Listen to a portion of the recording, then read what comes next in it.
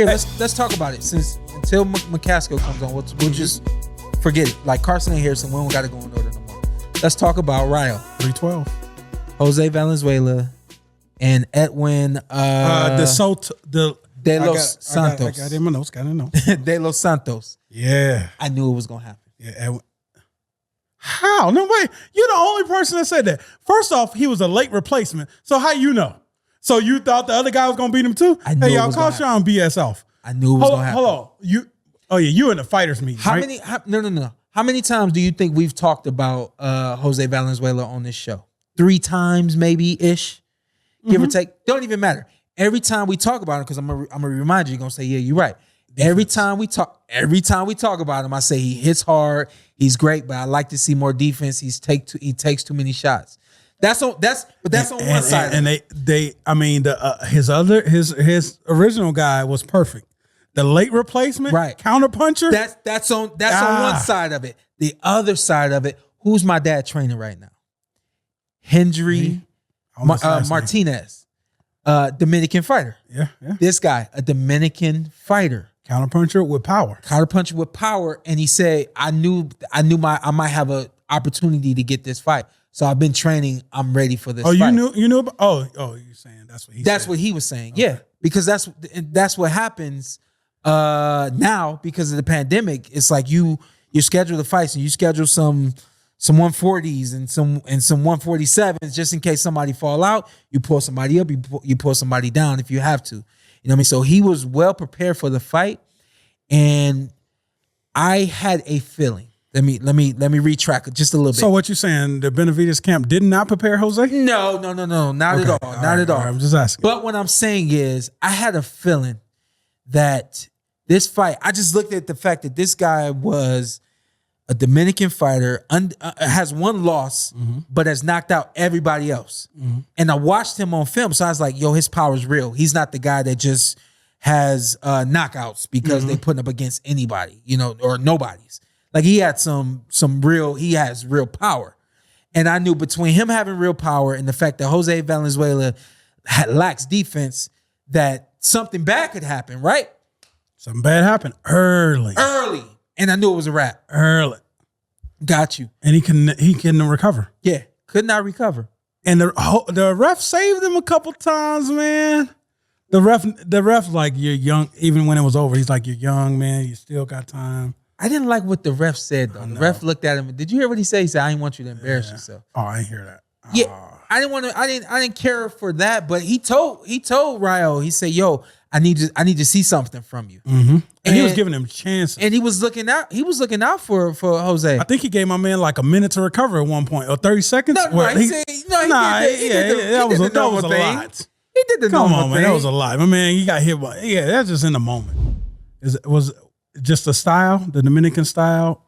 Is it like Dominican / Cuban style? They're kind of like the same? Dominicans, Puerto Ricans, and Cubans, they kind of have. So the Dominicans are like a splash of like the Puerto Rican style, where those guys are a little bit more aggressive or can be so a little flashy, but they saucy. All right. Yeah, they saucy. Yeah. All right, cool. Yeah. But we're watching it right now. It's just counterpunching. Yeah. And then his style is fire for fire. Yeah. And this was the wrong guy for his style. Yeah. So when he was hurt, all he knew was just exchange. Yeah. He turned it up and he'll get hurt again. Yeah. He'll throw a shot before he can get his shot off. He'd get hit with a counterpunch. Oh, look. Oh. What was this? Oh, that was the second. That was the second round. Same one. That was the second round. Yeah.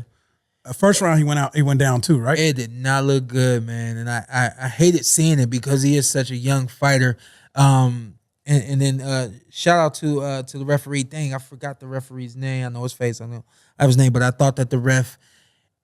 At first, I thought the ref stopped it prematurely, but then after I got to analyze and look at it, I was like, you know what, that might have been the best thing for this kid. You get out of that round, but then what? You know what I mean? It wasn't going any other way. Yeah. Anytime my man was countering you, or when he turned it up, he was rocking you. Yeah. He did drop it once. Yeah, he did. But he couldn't finish it. Yep, he did. Well, he went in for the finish and got rocked again. Yeah. Oh yeah, Ray. Shout out to I got Ray. it written down too. It's not in a different color, so I didn't find it. Ray's an LA guy, right? Yeah. Yeah, Ray's an LA guy. Yeah. And he said, I don't want you to get embarrassed. And he said, I'm stopping it now. And then, you know, basically what he was saying, hey, I'm gonna save you. Yeah. You know, you could still go on and move past this and have a great career. This is just a night. It's still early in your career, man. It's tough, but that's like one of the things that I don't think people really understand about boxing. Let me save you from yourself. Yeah. I'm gonna go ahead and go there real quick. Deontay Wilder. Tyson Fury? No, what's his coach's name? That threw in the time. Berlin. Come on, man. Dang it, Carson and Shawn. Come on, chat. Help us out. Mark Breland. Mark Breland. Excuse me, Mark Breland. Mark Breland. In retrospect, it's like the same thing. Mm-hmm. This time it's the ref. Mm-hmm. But in Deontay's fight, it could have been the ref, but instead it was Mark Breland. But Mark Breland was basically doing what Ray Corona did. I'm saving you. I'm making sure you can fight another day. It's not even about you going back to your kids at this point. I'm just making sure that you don't leave a piece of you in this ring, and the next time you go to get in this ring, you're not who you used to be. You know what I mean? So you could have took some serious damage. We ended up getting an amazing trilogy in the third fight. Yeah. Large in part because D was just like, no, that ain't the way it's supposed to go down. Yeah. And the way he came back in that third fight was amazing.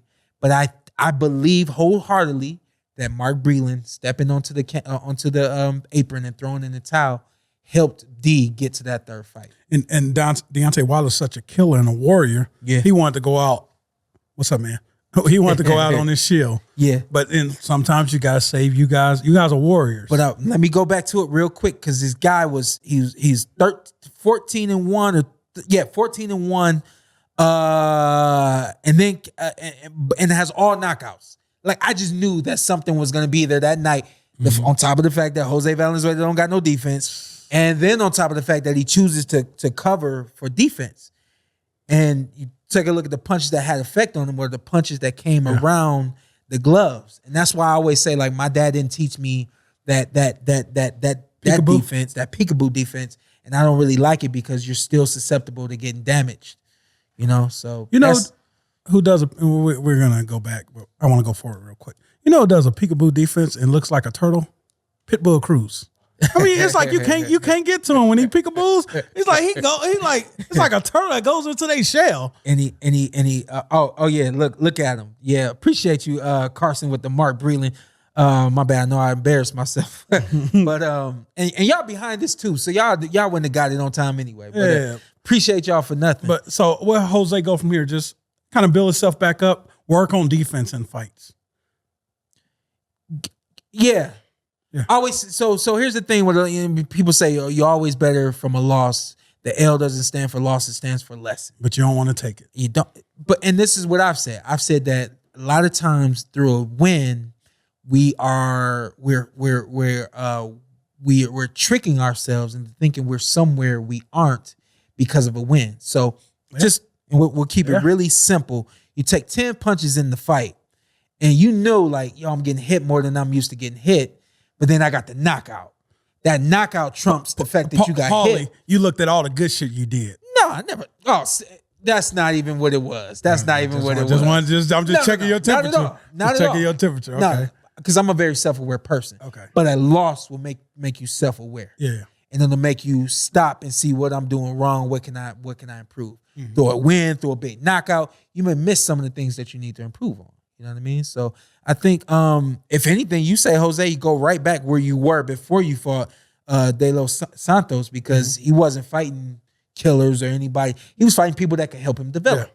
So you're still in the developmental phase. It just happened to be this guy was a little bit more than the developmental fight for him. And hey, shout out to Edwin. Now he's on the map. Yeah, he's up in there now. He's about to be a problem. Yeah, that's a tough style to beat. I mean, he has one loss, but that's a tough style. It is because he's long, can counterpunch, and counters with power. Yeah. Yep.